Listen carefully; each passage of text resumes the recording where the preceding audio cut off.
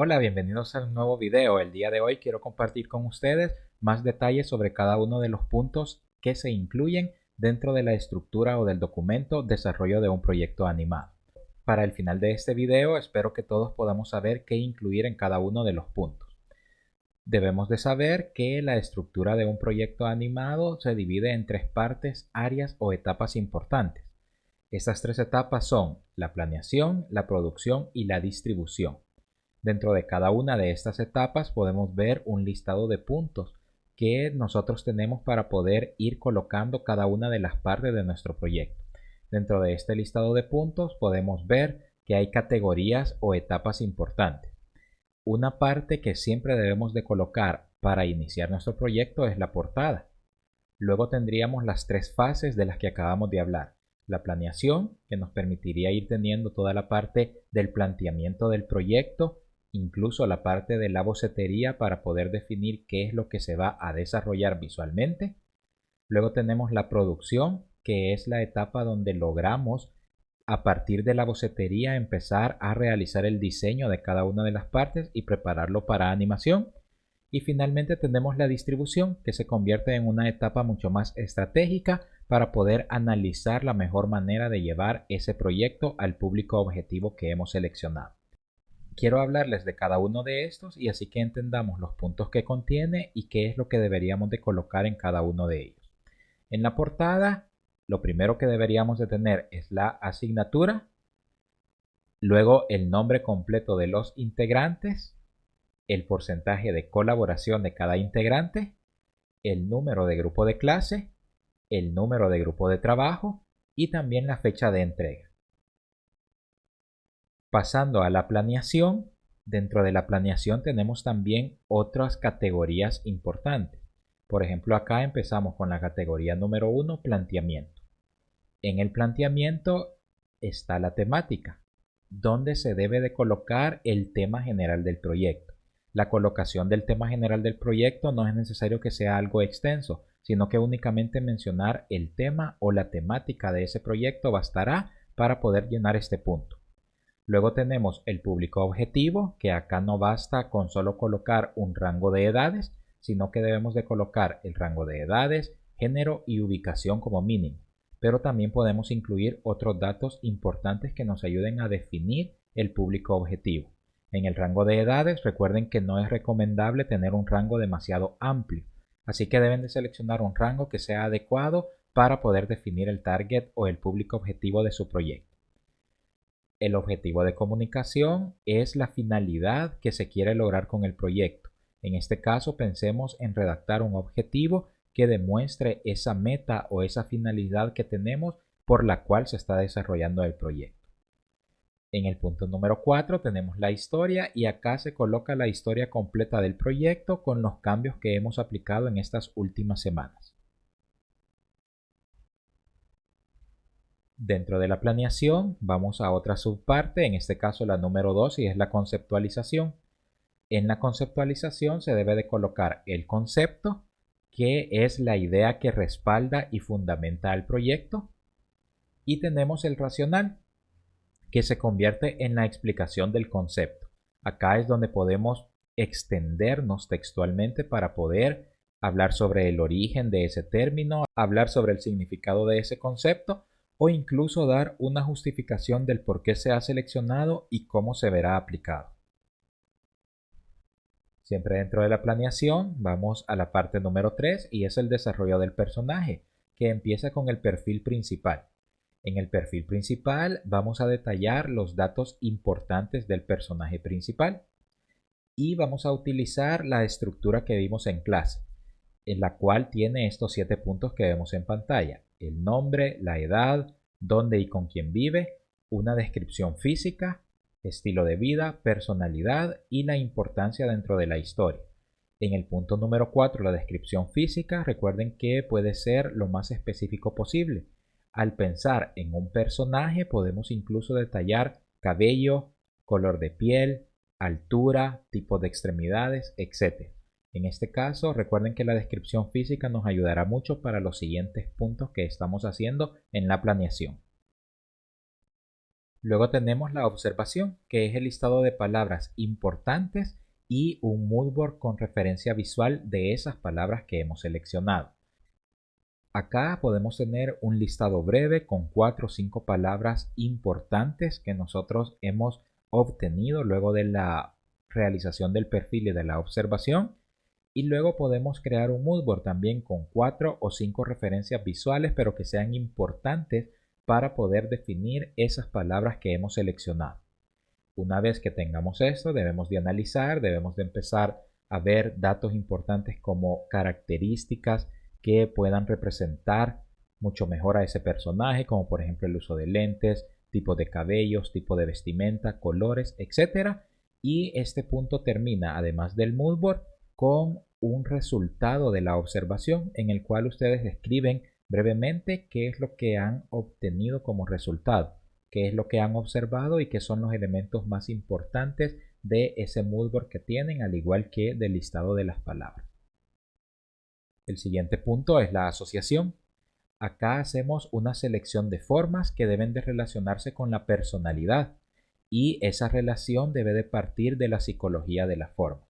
Para poder tener una mejor referencia de esto, recuerden que en clase les compartí el enlace para este artículo que se titula Psicología de la forma, en la cual podemos empezar a ver el triángulo, el cuadrado y el círculo y otras formas básicas, pero en relación a su significado visual, para que a través de la observación que hemos tenido y ese resultado que ya tenemos, podamos empezar a asociar las descripciones físicas del personaje a las formas adecuadas. En el enlace que les compartí en clase se encuentra este artículo y si no también en la descripción del video se los volveré a colocar para que puedan verificarlo y así hacer el proceso de la asociación.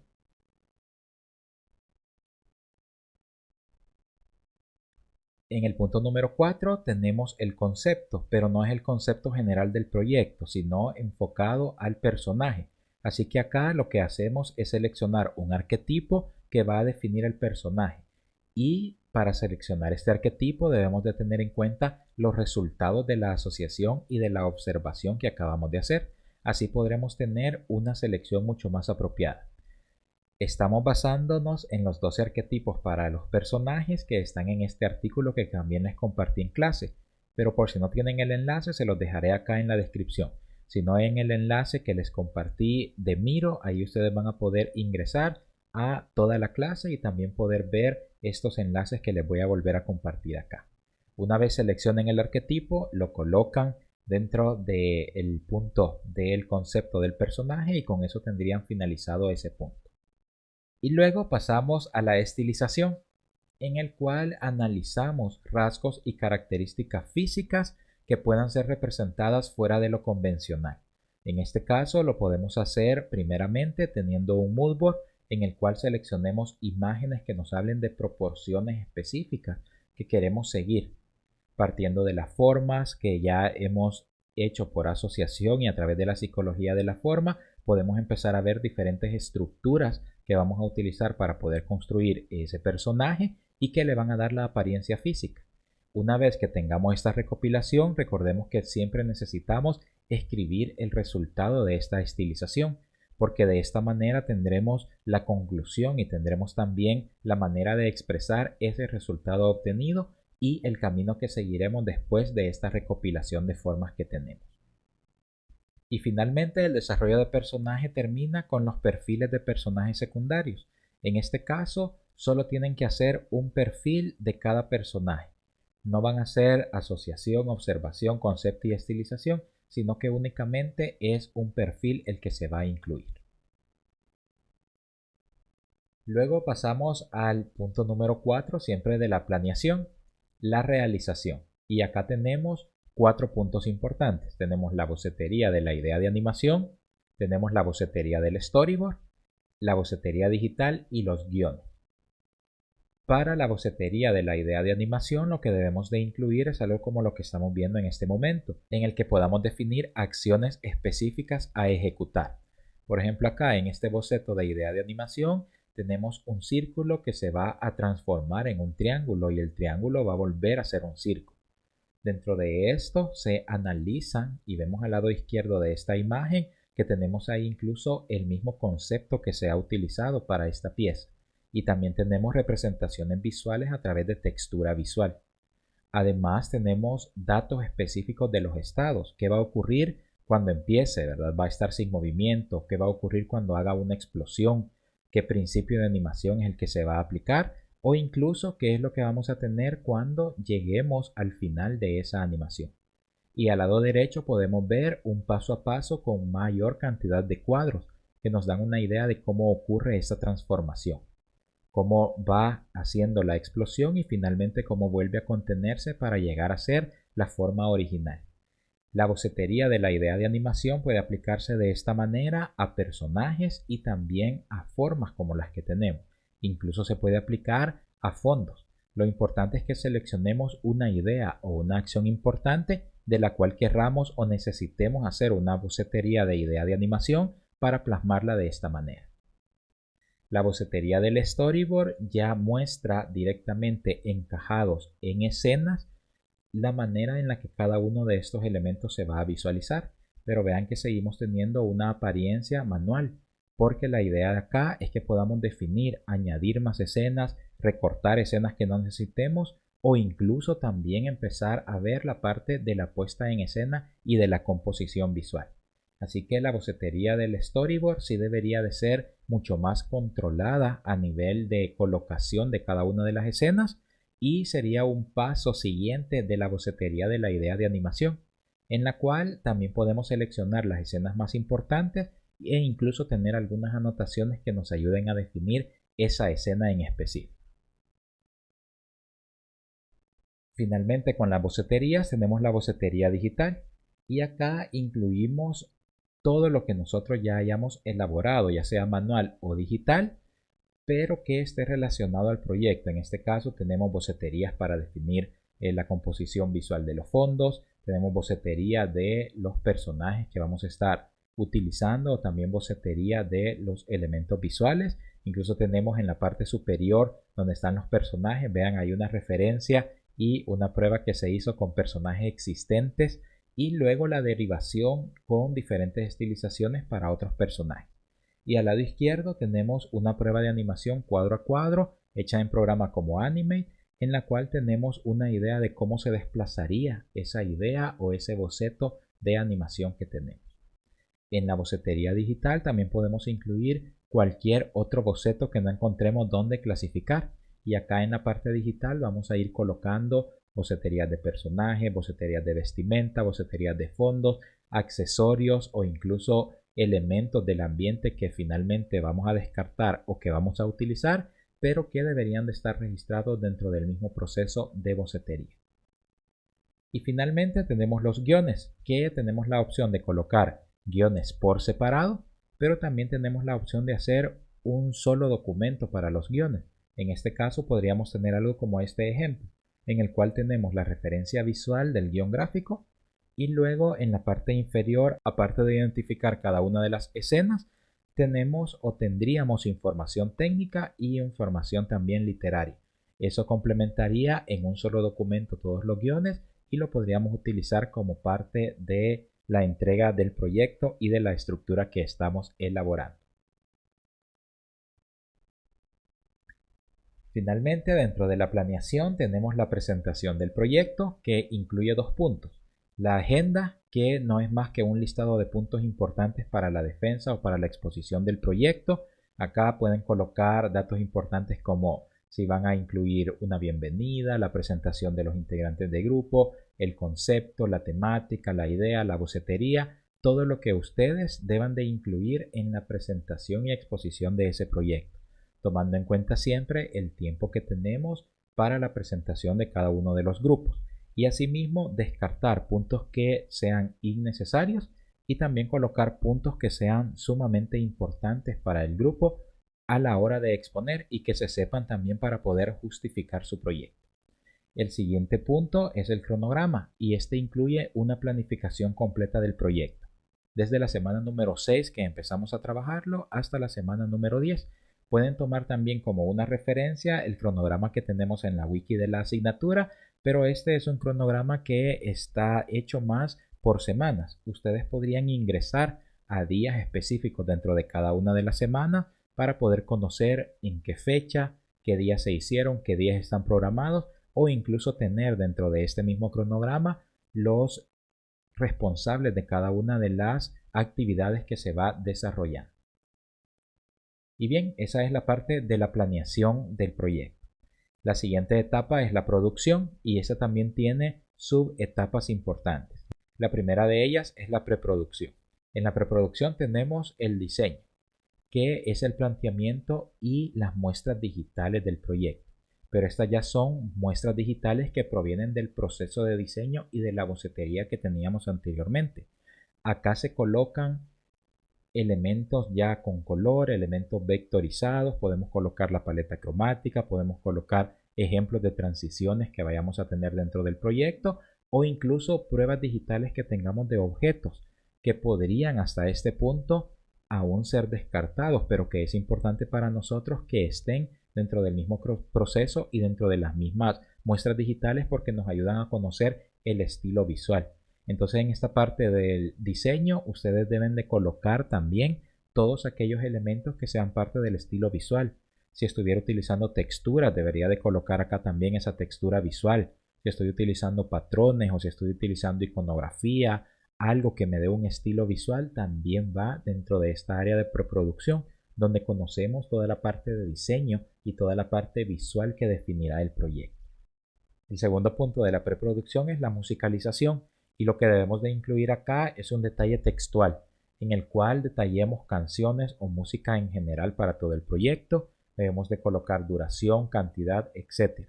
Incluso en este punto podemos definir si dentro de nuestro proyecto no habrá una sola canción de fondo, sino varias que van a necesitar ir cambiando entre escena y escena o que van a durar varias escenas en específico o que solamente van a aparecer en momentos específicos de la producción. Entonces, en esta parte de la musicalización es básicamente detallar toda esta parte sonora del proyecto y la manera en la que va a estar acompañando constantemente al proyecto. Luego tenemos la subetapa producción. En este caso tenemos el layout, que se convierte en la puesta de escena y en el manejo y aplicación de color. En este punto también podemos considerar los fondos y las escenas como las muestras gráficas finales de lo que vamos a animar. Incluso estos dos puntos son tan similares que podrían representarse de una sola vez, como lo he colocado acá. Tenemos el layout, la puesta en escena, en el cual ya vemos diferentes muestras y pruebas de color, y también vemos que ya se convierten en los fondos y escenas finales que vamos a separar para animación.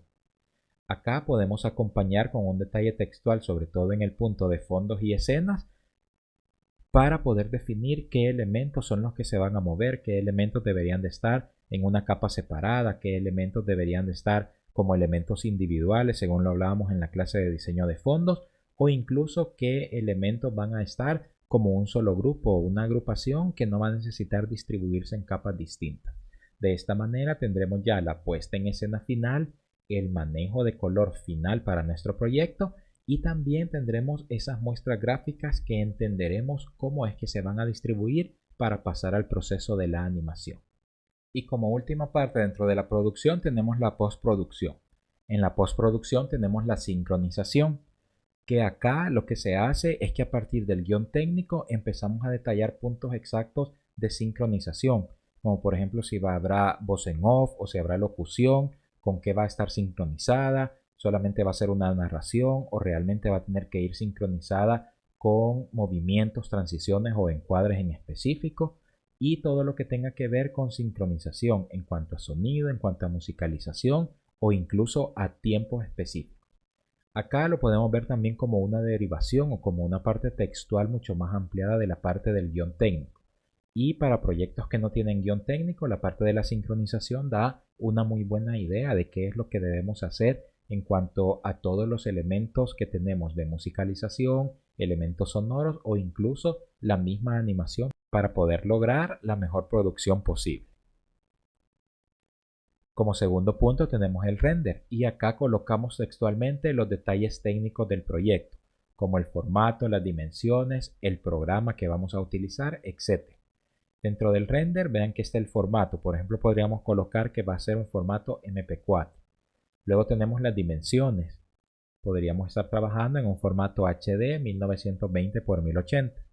Y a nivel de software o de programa podríamos detallar que se está utilizando o se utilizó After Effects y Adobe Animate como los programas principales para poder hacer el renderizado de este proyecto. Incluso se pueden añadir programas como Premiere u otro programa que nos ayude a hacer la exportación final y el renderizado final de este proyecto. Así que eso se incluye en este segundo punto. En el punto número 3 tenemos todo lo relacionado a efectos.